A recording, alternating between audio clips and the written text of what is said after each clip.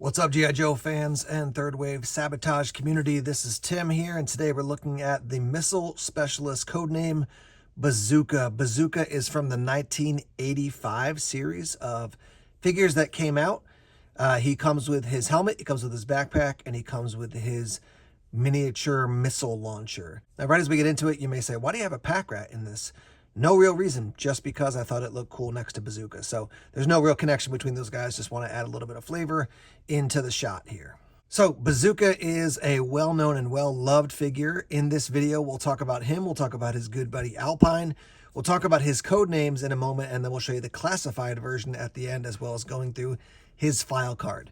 So in the Ultimate Guide to G.I. Joe, 3rd edition by Mark Bellamo, he notes in his description of Bazooka, he says, with the prototype code names of Longshot, Rough Tackle, Heatman, Armor, Hammer, and Hardline, Hasbro initially wished Bazooka's MOS, or Military Occupational Specialty, to be listed as the Bazooka Soldier. Now listen to this.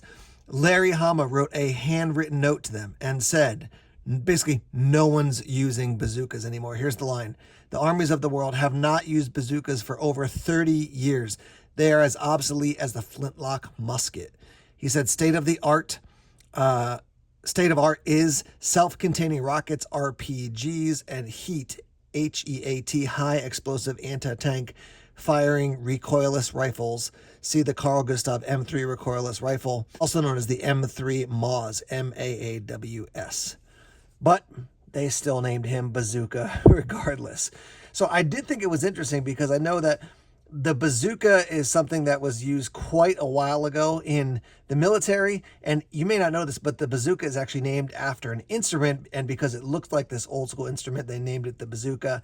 And what bazooka this specialist has, it's listed as the MAT missile launcher. So anyhow, just an interesting fact as we get right into it, that bazooka is, it's a fine name because it's just kind of a cool way to maybe harken back to when bazookas were a big thing. But Bazooka is not using a bazooka, and according to Larry Hama, who, if I understand correctly, did fight in Vietnam, he says no one's been using bazookas for quite a long time. So once again, bazookas from the 1985 series. Lots of great characters came out that year for G.I. Joe. We have his good buddy Alpine, we have Barbecue, we have Airtight, we have Crankcase with the Awe Striker. So just a really good year for G.I. Joe overall. If you watched the G.I. Joe Sunbow cartoon, you know that Bazooka was kind of portrayed as this, like, sort of honestly just kind of a dumb guy, but a really good heart and a hard worker, really strong. Actually, in one of the intros of the Sunbow cartoon, there's a part of the cartoon where he's running, he trips, he falls, and he launches one of his missiles from his shoulder fired missile launcher. Anyhow, good guy overall. Simple. There's one whole episode about him seeing a sea serpent, which was actually like a cobra sea serpent robot. And they play off the whole, like, nobody trusts Bazooka because he's such a simple dude. But one of the things that stands out to a lot of people about Bazooka is the number 14 jersey, basically, that he has on. And this is a sort of a tipping of the hat to the New England Patriots. The quarterback's name was Steve Grogan, Grogan. And Hasbro was originally based in Pawtucket, Rhode Island, which is in New England. So it was like, hey, you know, this is where we're from, and we're giving a shout out to that quarterback. He does have these wristbands on as well, which are, if you look at them up close, you can see some texture on them. They're actually like sweatbands, or they're made to be sweatbands. So he's got some sweatbands. He's got the jersey on, definitely kind of an athletic look overall. Let's go through him from the boots up to the helmet. So the boots, very basic. They are gray. They actually look a little bit like moon boots with this sort of wraparound, sort of spongy section on the top up the ankle. But I think they're just supposed to be some basic military boots. Working up to the pants that he has on, he does have big cargo pockets, both on the right and the left side of his pants, which is kind of a cool feature. And even because of the big cargo pockets, you can see kind of like a little sort of gathering of the pants there because they're a little bit oversized as they're tucked into his boots. He's got a couple pouches, looks like, on his belt. And I really like the buckle there because you can essentially see two holes, right? So you've got two of those metal prongs that go into your in through your belt, and you've got like two holes. That's a little detail that I think is really nice for this character. We've talked about his jersey. This one's in good condition. You can find some jerseys that are a little bit more worn, but I feel like if you compare this to, say, the Hiss Driver, this one is way more like long term. It'll stand up as opposed to the Hiss Driver Sigil, just like I think it's Sigil, that's what it's called. That thing wears off really, really quickly. So this one's in quite good shape. A little bit of some wear, but overall in quite good shape. And those nice cool rings around the arm. So you got white, blue, and then white again, and still a little bit of red at the bottom of the sleeve there. Now, turning around to the back, you can see his backpack, which has 4 missiles in it. I will note that at the tip of those missiles, you got to be careful of those because those tips can break off. And then we have a canteen there and some big pouches as well on the backpack. And then his helmet. I want to hold these two up close a little bit so you can see the helmet is a little bit more of a bluish green, whereas you've got more of an OD for the backpack. So just something worth noting there. Bazooka's got that nice thick mustache, and then he's got black hair up on top. And the helmet is definitely different than the old school helmets that Duke and some of the basic guys at the start came out with. This one's just got a little bit more kind of structure to it, a little bit bigger and closer to a more modern day helmet. That's what the helmet looks like when it's actually on, and I find this one stays on quite nicely. Overall, I would say probably up through 85, 86, the helmet stayed on quite well. Some of the later ones are quite a bit looser.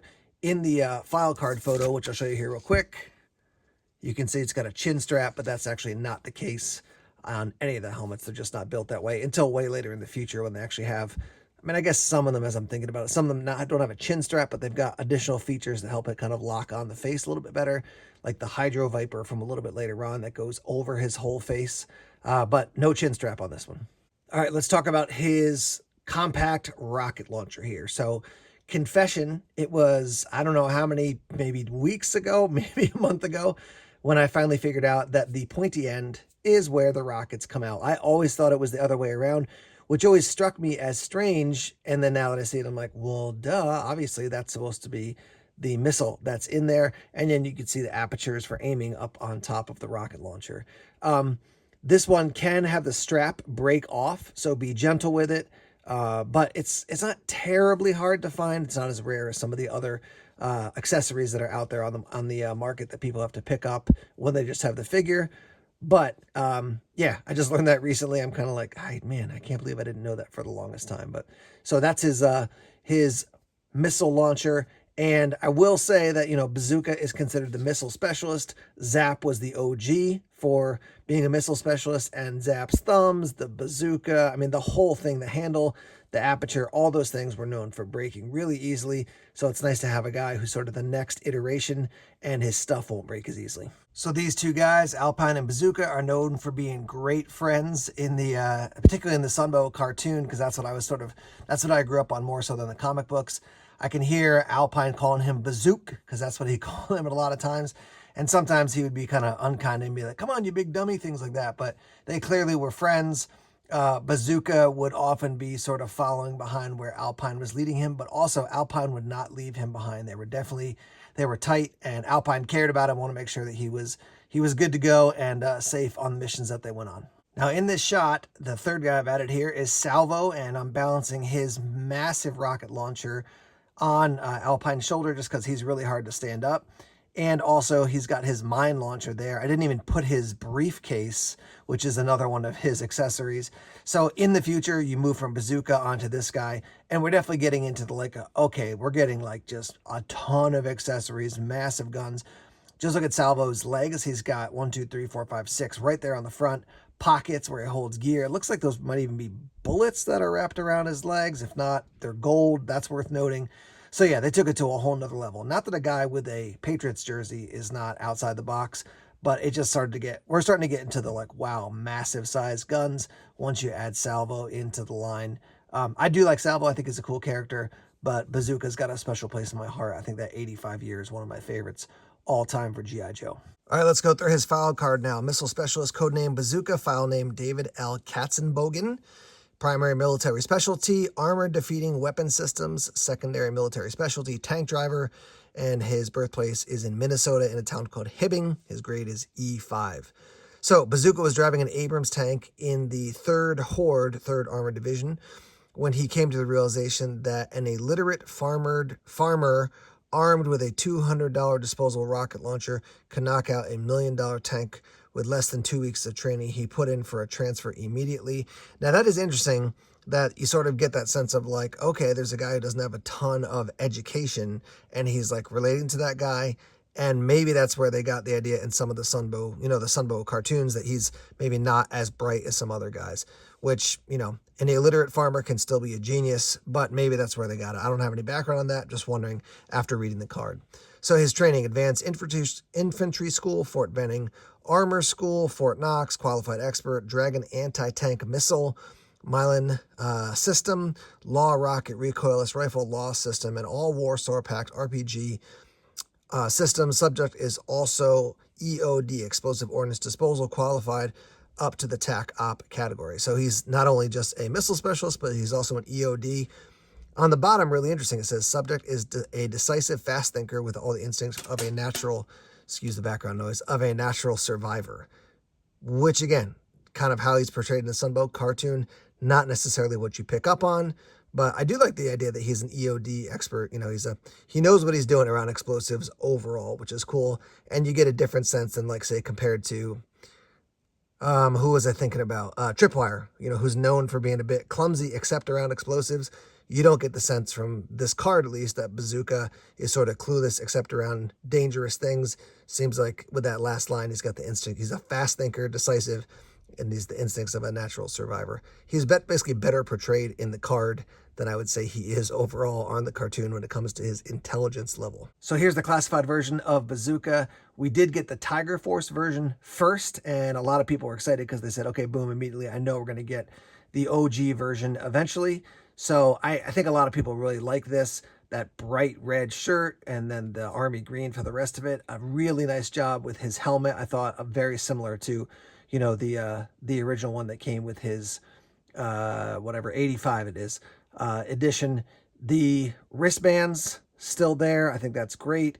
Boots look very similar. They didn't just cut and paste this guy together. They put a lot of effort into him, it looks like. And he is a relatively simple design, but he also does look bulkier than maybe some of the other guys, a little bit more hefty, which is how he appeared in the cartoon and comic as well. You can see on his backpack there, it's got the shark teeth on it, which is cool on the missile. And then he does have a missile already in his rocket launcher already with that orange, or that yellow tip, I should say. There were a variety of different versions of Bazooka. So this is the original. Then you had a Tiger Force, which was very similar to this. And then you had a guy with kind of a boonie hat on, but people called it a fisherman hat, and some people called him like Fisherman Bazooka. And then you had a few more kind of in that original style of these, Real American Hero. And then you had some a little bit bigger, a little bit larger. So you had up to 8 versions, even before you had the 2 versions that classified the Tiger Force, and then the normal kind of original style as well. I think once you got to the fisherman version, it pivoted out of what people knew about Bazooka originally and went into sort of a different angle for that. And that's okay. It's just different. If you loved the OG, you probably weren't as much a fan of what was happening later on. So for me, Bazooka, it's like Tiger Force and this one. Those are the styles I like. Once we got to fisherman version, I was like, you're pivoting a little bit too much, and the colors got a little bit zany. But all that to say, lots of versions of Bazooka out there that people have seen over the years. I think Bazooka is probably a fan favorite for a lot of people. He's just a kind guy, a good guy, but a hard worker, great to have in a battle with you. Not just good with his missile launching weapons and explosives and stuff, but also a really strong dude. So I think he's got a special place in a lot of people's heart. For me, I'm originally from New York, but I live in New England now. New England is considered, basically Connecticut and up on the coast, and New York is considered mid-Atlantic. Some people think it's New England, but it's not. But because I've lived here for about 20 years now, I've got a special place in my heart for him because of Sunbow, and then also because of the New England Patriots nod with his jersey. I think he's a great character, really fun. He's sort of that picture of like G.I. Joe is not just a bunch of random dudes. They have specialties and are unique in what they bring to the table. And so that's why you have to handpick guys for different missions. All right, that's our 1985 Missile Specialist Bazooka. What do you like about him? What would you change? What was your experience with Bazooka? You can see we've got some other videos for you here to check out. Thanks for being a part of the Third Wave Sabotage community. I'm just launching the channel these days, so if you can share and like and subscribe, let people know about the channel, that would be really awesome. Appreciate you guys as part of the G.I. Joe community. We've got more videos coming soon from Third Wave Sabotage. Take care, and yo, Joe.